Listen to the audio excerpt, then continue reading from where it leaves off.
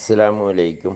എല്ലാ മാന്യ പ്രേക്ഷകർക്കും മുസ്ലിം വിശ്വാസം എന്ന ഈ ചാനലിലേക്ക് സ്വാഗതം. ഈ ചാനലിനെ കുറിച്ച് ഇതുവരെയും അറിയാത്തവർക്കായി കുറച്ച് കാര്യങ്ങൾ പറയാം. ഇത് ഇസ്ലാം മതവിശ്വാസികൾക്ക് മതത്തെക്കുറിച്ച്, പ്രത്യേകമായി മതത്തിലെ കർമ്മശാസ്ത്ര വിധികൾ, അതുപോലെ പരിശുദ്ധ ഖുർആനിലെ ആയത്തുകളുടെ വിവരണങ്ങൾ, തഫ്സീറുകളെ അടിസ്ഥാനമാക്കിയുള്ള വിവരണങ്ങൾ, ഇസ്ലാമിക ചരിത്രങ്ങൾ, ഇസ്ലാമിക വിശ്വാസ സംബന്ധമായ കാര്യങ്ങൾ, ഒരു മനുഷ്യൻ്റെ തൊട്ടിൽ മുതൽ കട്ടിൽ വരെ എന്ന വിധത്തിൽ പരിശുദ്ധ ഖുർആൻ നിഷ്കർഷിച്ചിട്ടുള്ള നിയമവ്യവസ്ഥകൾ മുതലായവ അറിയാവുന്നവരെ കൊണ്ട് അറിയാത്തവർക്ക് പറഞ്ഞു കൊടുക്കാനുള്ള ഒരു വിജ്ഞാനവേദി എന്ന നിലയിലാണ് ഈ ചാനൽ മുന്നോട്ട് കൊണ്ടുപോകുന്നത്. നിരവധിയായ ഉസ്താദുമാർ ഇതിനു വേണ്ടി കണ്ടൻറ്റുകൾ നൽകി വരുന്നു.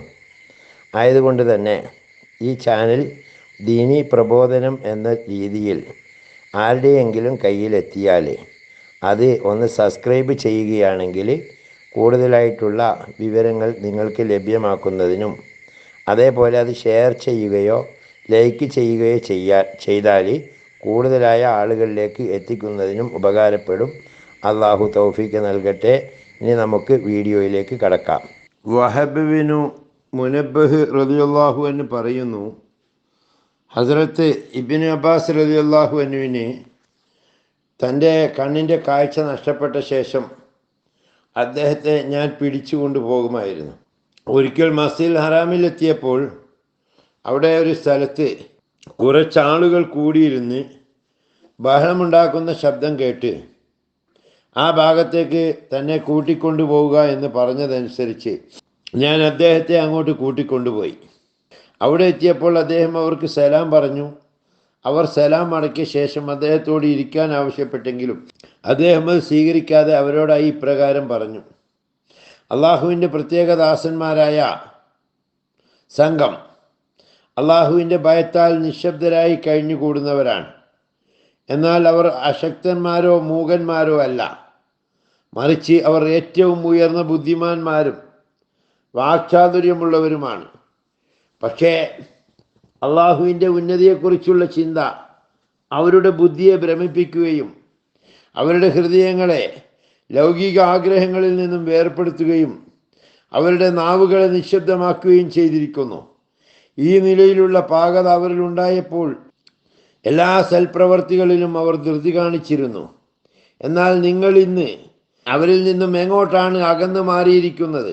വഹബ് റളിയല്ലാഹു അൻഹു പറയുന്നു, ഈ സംഭവത്തിന് ശേഷം അവിടെ രണ്ടുപേർ കൂടി നിന്ന് സംസാരിക്കുന്നതായി ഞാൻ കണ്ടിട്ടേയില്ല.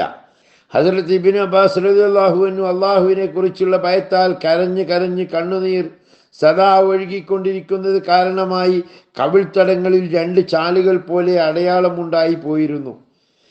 മേൽപ്പറഞ്ഞ സംഭവത്തിലൂടെ സൽക്കർമ്മങ്ങളിൽ നിരതനാകുന്നതിനായി ഒരു എളുപ്പമായ ഉപായം ഇബ്നു അബ്ബാസ് റളിയല്ലാഹു അൻഹു കാണിച്ചു തന്നിരിക്കുകയാണ്.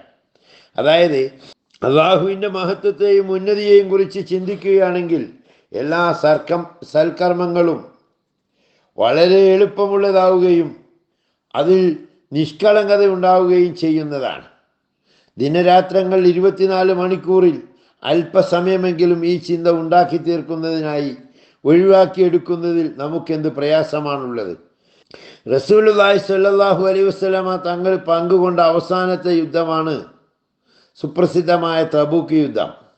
റോമ ചക്രവർത്തി മുസ്ലിങ്ങളെ ആക്രമിക്കുന്നതിന് ഏറ്റവും വലിയ ഒരു സൈന്യവുമായി സിറിയ വഴി മദീനയിലേക്ക് പുറപ്പെട്ടിരിക്കുന്നു എന്നുള്ള വാർത്ത നബി സല്ലല്ലാഹു അലൈഹി വസല്ലമ തങ്ങൾക്ക് കിട്ടി. ഹിജ്റ 9 റജബ് മാസം 5-ാം തീയതി വ്യാഴാഴ്ച നബി സല്ലല്ലാഹു അലൈഹി വസല്ലമ സഹാബാക്കളോടൊപ്പം ആ ശത്രുക്കളെ എതിരിടാൻ വേണ്ടി മദീനയിൽ നിന്നും പുറപ്പെടുകയാണ്. വമ്പിച്ച ശത്രു സൈന്യത്തോട് എതിരിടേണ്ടിയിരുന്നു എന്നതിനും പുറമെ അത് അതികഠിനമായ ചൂട് കാലവുമായിരുന്നു. അതുകൊണ്ട് റസൂലുള്ളാഹി സ്വല്ലല്ലാഹു അലൈഹി വസല്ലമ സാധാരണ രീതിക്ക് വിരുദ്ധമായി റോമ ചക്രവർത്തിയുമായി യുദ്ധത്തിന് പോകാൻ എല്ലാവരും ഉടനെ തയ്യാറായി കൊള്ളണമെന്ന് വ്യക്തമായി വിളംബരം ചെയ്തു. ഓരോരുത്തരും കഴിയുന്നത്ര സമ്പത്തുകൾ കൊണ്ടുവരുന്നതിനും തങ്ങൾ കൽപ്പിച്ചു.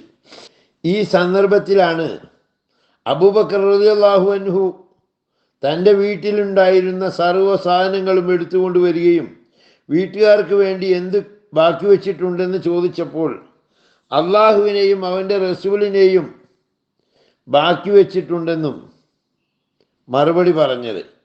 ഉമർ റളിയല്ലാഹു അൻഹു വീട്ടിലുണ്ടായിരുന്നതിൽ നേരെ പകുതി കൊണ്ടുവന്നു. ഉസ്മാൻ റളിയല്ലാഹു അൻഹു ആകെ സൈന്യത്തിൻ്റെ 1/3 ആവശ്യമായ എല്ലാ യുദ്ധസാമഗ്രികളും തയ്യാർ ചെയ്തു കൊടുത്തു. ഇതേ നിലയിൽ ഓരോ സഹാബാക്കളും അവരവരുടെ കഴിവിലും കൂടുതലായ ധനം കൊണ്ടുവന്നു. ഇപ്രകാരമെല്ലാം ധനം കൊണ്ടുവന്നെങ്കിലും പൊതുവെ ഭയങ്കര ദാരിദ്ര്യകാലമായതുകൊണ്ട് 10 പേർക്കൊരൊട്ടകം വീതം യാത്രയ്ക്കുണ്ടായിരുന്നുള്ളൂ. അവർ മാറി മാറി അതിൽ യാത്ര ചെയ്തുകൊണ്ടിരുന്നു. ഇക്കാരണം കൊണ്ട് ഈ യുദ്ധത്തിന് ജയ്ഷുൽ ഉസ്ര, കഷ്ടതയുടെ സൈന്യം എന്ന് പേര് വെക്കപ്പെട്ടു. ഈ യുദ്ധം അതിഭയങ്കരമായതും യാത്ര വളരെ വിദൂരമായതും കാലാവസ്ഥ അതികഠിനമായ ചൂടുള്ളതുമായിരുന്നു. ഇതിനെല്ലാം പുറമെ അന്ന് മദീനയിൽ ഈത്തപ്പഴം പാകമായി നിൽക്കുന്ന കാലവുമായിരുന്നു. തോട്ടങ്ങളിലെല്ലാം ഈത്തപ്പഴം പറിച്ചെടുക്കാൻ പാകമായി പഴുത്തു നിന്നിരുന്നു. മദീനവാസികളുടെ ഒരു വർഷത്തെ മുഴുവൻ ജീവിതാവശ്യത്തിനുള്ള സാധനങ്ങൾ ശേഖരിക്കുന്നതിന് പ്രധാനമായ വരുമാനം ഈത്തപ്പഴമാണ്. ഈ സന്ദർഭം മുസ്ലിങ്ങൾക്ക് ഏറ്റവും വലിയൊരു പരീക്ഷണ ഘട്ടമായിരുന്നു. ഒരു ഭാഗത്ത് അള്ളാഹുവിനെ കുറിച്ചുള്ള ഭയം, അക്കാരണത്താൽ റസൂലുള്ളാഹി സ്വല്ലല്ലാഹു അലൈഹി വസല്ലമയുടെ ആജ്ഞാനുസരണം പ്രവർത്തിക്കാൻ നിർബന്ധിതരാണ്. മറുഭാഗത്ത് പല വിധത്തിലുള്ള ബുദ്ധിമുട്ടുകൾ, അതികഠിനമായ ചൂട്, ദീർഘമായ യാത്ര തുടങ്ങിയ ഓരോ കാര്യങ്ങളും പുറപ്പെടാതിരിക്കുന്നതിന് മതിയായ തടസ്സങ്ങളായിരുന്നു. പ്രത്യേകിച്ചും ഒരു വർഷത്തെ ബുദ്ധിമുട്ടിൻ്റെ ഫലമായി പഴുത്ത് ഭാഗമായി നിൽക്കുന്ന ഈത്തപ്പഴം ആ സന്ദർഭത്തിൽ തന്നെ പറിച്ചെടുത്ത് സൂക്ഷിച്ചില്ലെങ്കിൽ അടുത്ത വർഷം ആ സമയമാകുന്നത് വരെ വിഷമത്തിന് കാരണമാകും. അത് ഉപേക്ഷിച്ചിട്ട് പോവുക എന്നത് എത്ര വലിയ പ്രയാസമേറിയ കാര്യമാണ്. ഇങ്ങനെയുള്ള എല്ലാവിധ തടസ്സങ്ങളും ഉണ്ടായിരുന്നെങ്കിലും ആ മഹാത്മാക്കൾക്ക് അള്ളാഹുവിനെ കുറിച്ചുള്ള ഭയം ഇതിനേക്കാളെല്ലാം കവിഞ്ഞതായിരുന്നു.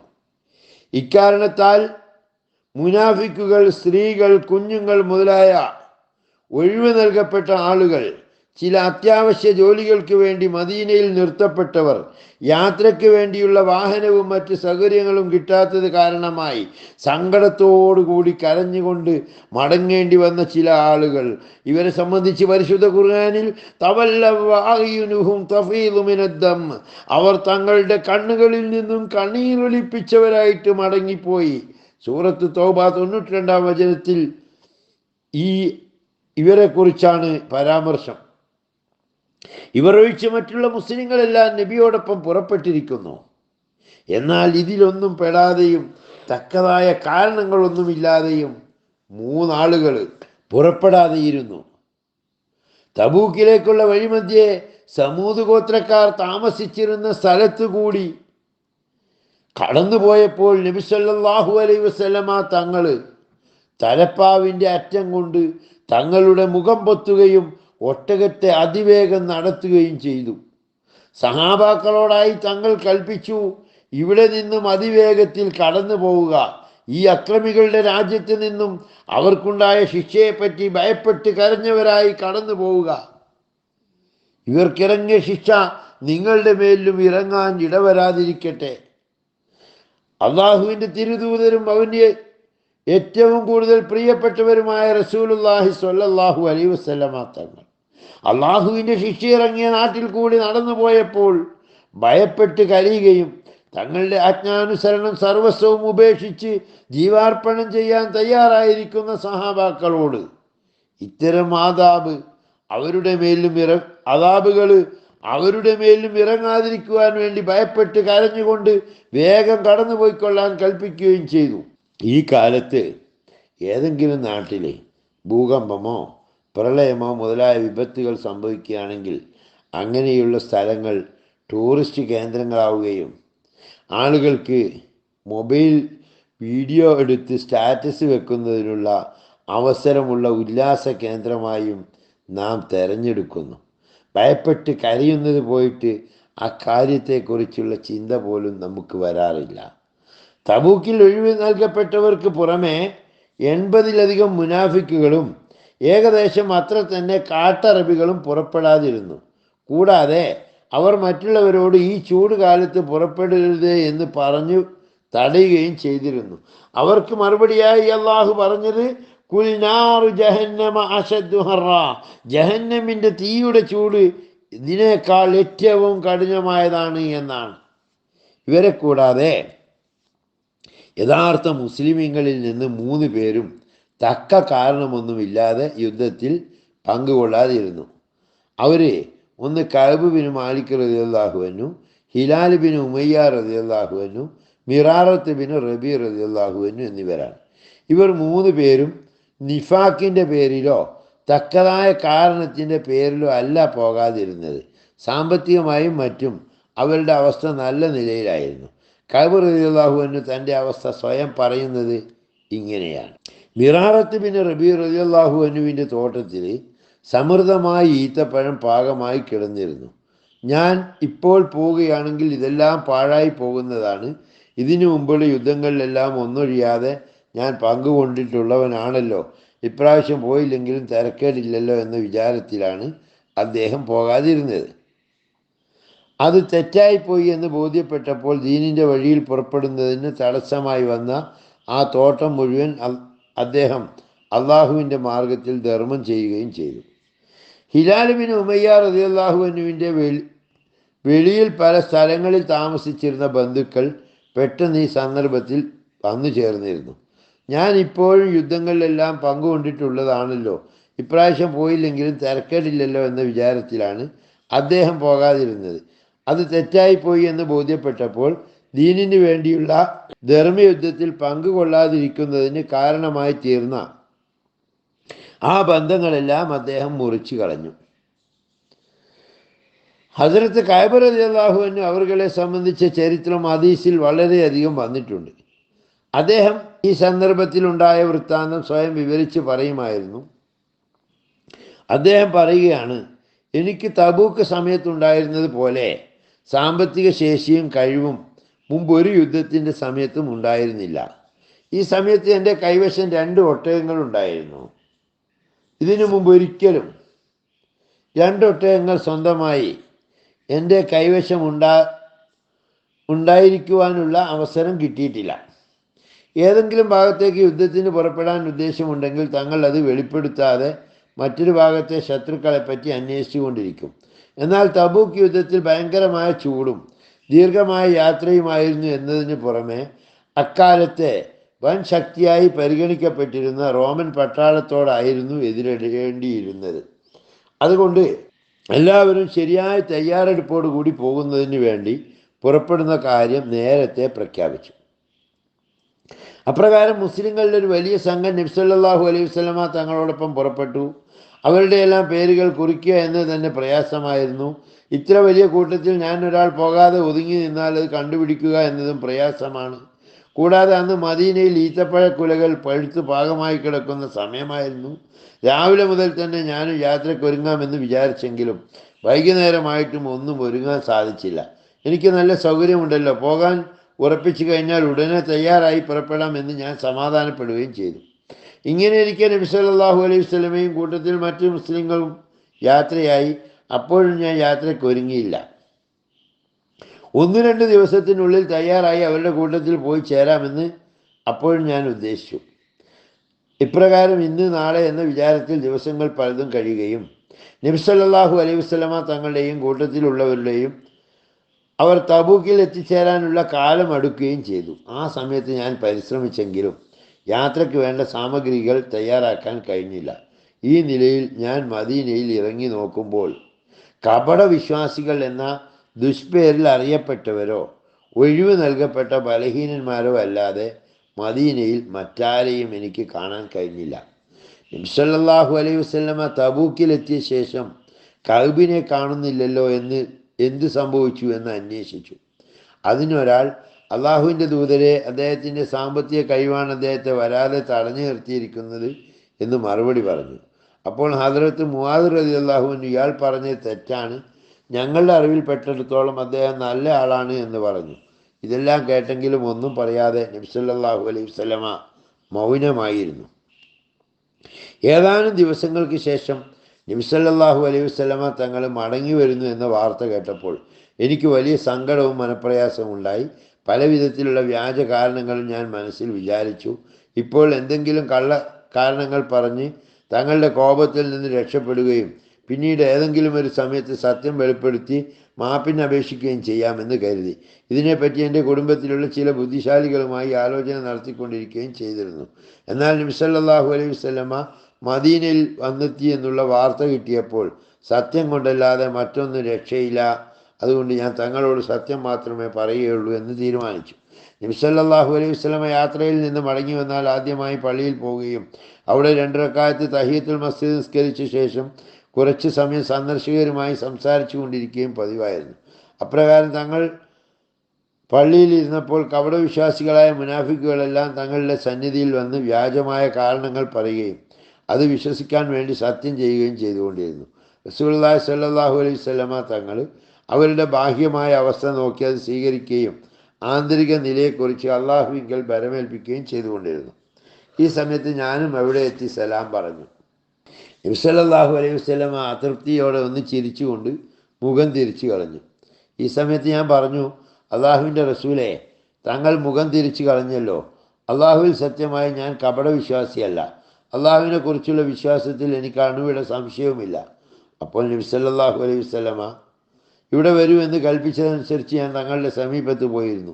നീ യുദ്ധത്തിന് പുറപ്പെടാതിരിക്കാൻ കാരണം എന്താണ്? ഒട്ടകം വാങ്ങി തയ്യാറാക്കിയിരുന്നില്ല എന്ന് ചോദിച്ചു. ഞാൻ പറഞ്ഞു, അള്ളാഹുവിൻ്റെ ദൂതരെ, ഞാനിപ്പോൾ ഒരു സാധാരണ നേതാവിൻ്റെ അടുക്കലായിരുന്നെങ്കിൽ സ്വീകാര്യമായ എന്തെങ്കിലും കാരണങ്ങൾ പറഞ്ഞ് അദ്ദേഹത്തിൻ്റെ കോപത്തിൽ നിന്നും രക്ഷപ്പെടാമെന്ന് എനിക്ക് ഉറപ്പുണ്ട്. അള്ളാഹു അതിനുള്ള വാക്സാമർത്ഥ്യവും എനിക്ക് തന്നിട്ടുണ്ട്. എന്നാൽ തങ്ങളുടെ സന്നിധിയിൽ എന്തെങ്കിലും വ്യാജമായ കാരണങ്ങൾ പറഞ്ഞ് തങ്ങളെ തൃപ്തിപ്പെടുത്തുകയാണെങ്കിൽ അള്ളാഹു എൻ്റെ നേരെ കോപിക്കുന്നതാണ്. തങ്ങളോട് ഞാൻ ശരിയായ വിവരം പറയുമ്പോൾ തങ്ങൾക്ക് കോപമുണ്ടാകുമെങ്കിലും അള്ളാഹു തആല തങ്ങളുടെ കോപത്തെ താമസിയാതെ ശമിപ്പിക്കുന്നതാണ്. ഇക്കാരണത്താൽ ഞാനിതാ സത്യം തന്നെ ബോധിപ്പിക്കുന്നു. അള്ളാഹുവിൽ സത്യമായി എനിക്ക് യുദ്ധത്തിന് പുറപ്പെടാതിരിക്കാൻ മറ്റൊരു കാരണവും ഉണ്ടായിരുന്നില്ല.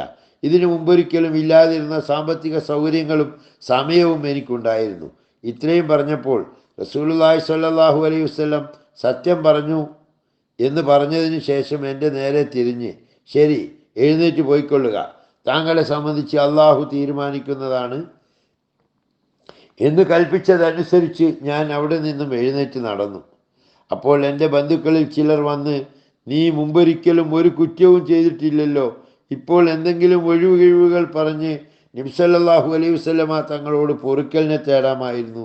നിന്റെ പാപമോചനത്തിന് അത് മതിയായിരുന്നുവല്ലോ, നീ എന്താ ഇപ്രകാരം ചെയ്യാതിരുന്നത് എന്ന് അവരെന്നെ ശകാരിച്ചു.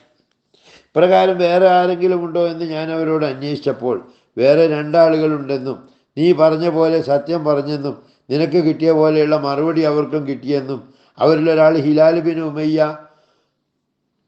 മറ്റൊരാൾ മിറാറത്ത് ബിൻ റബീ റളിയല്ലാഹു അൻഹുമാണെന്നും ആളുകൾ പറഞ്ഞു.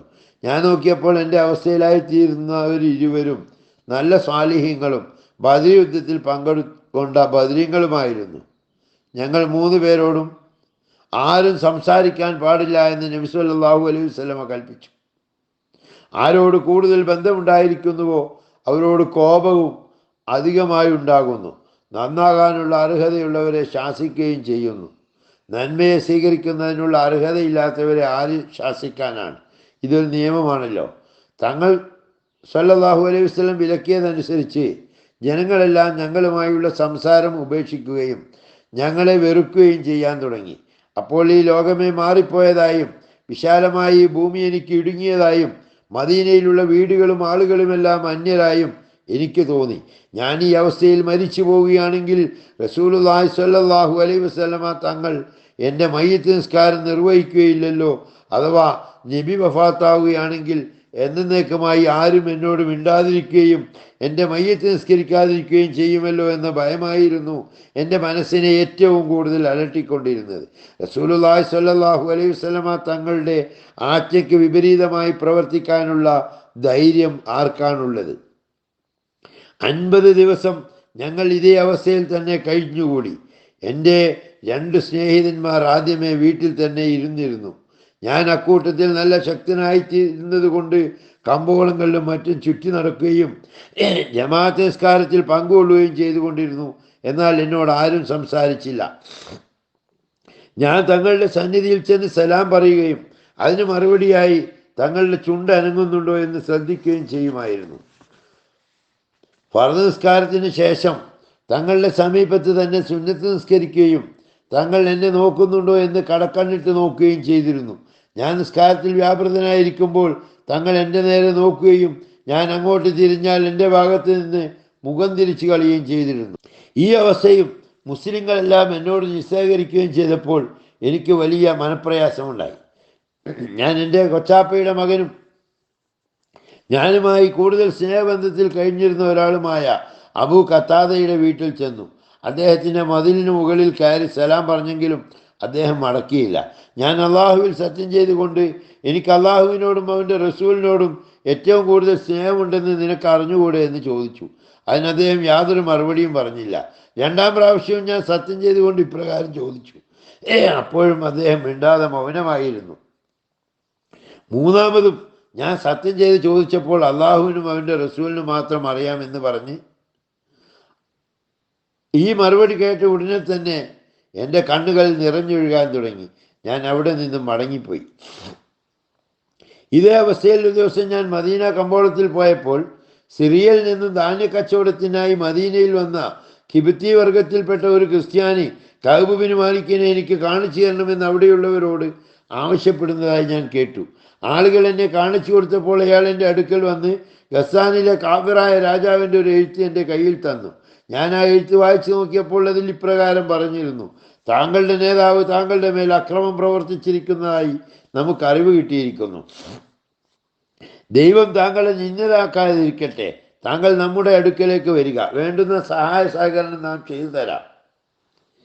ഏതെങ്കിലും ഒരു നേതാവ് തൻ്റെ കീഴിലുള്ളവരെ നന്നാക്കാൻ വേണ്ടി ശാസിക്കുകയോ അവരുടെ മേൽ ശിക്ഷണ നടപടിയെടുക്കുകയോ ചെയ്യുമ്പോൾ അയാൾക്ക് വൈരാഗ്യം വർദ്ധിച്ച് അയാളെ വഞ്ചിക്കാൻ വേണ്ടി സ്നേഹവേഷം ചമഞ്ഞ് മറ്റു ചില ആളുകൾ തയ്യാറാകുന്നത് ഒരു ലോക നടപടിയാണ്. കഅബ് റളിയല്ലാഹു അൻഹു പറയുന്നു, ഞാൻ ആ എഴുത്ത് വായിച്ച ഉടനെ ഇന്നാലില്ലാഹി വ ഇന്നാ ഇലൈഹി റാജിഊൻ എന്ന് പറയുകയും എന്നെ ഇസ്ലാമിൽ നിന്ന് വ്യതിചലിപ്പിക്കാൻ കാഫിര്യങ്ങൾ ആഗ്രഹിക്കത്തക്കവണ്ണം താഴ്ന്ന നിലയിൽ എൻ്റെ അവസ്ഥ എത്തിപ്പോയല്ലോ എന്ന് സങ്കടത്തോടുകൂടി വിചാരിച്ചുകൊണ്ട് പൊട്ടിക്കരയുകയും ചെയ്തു.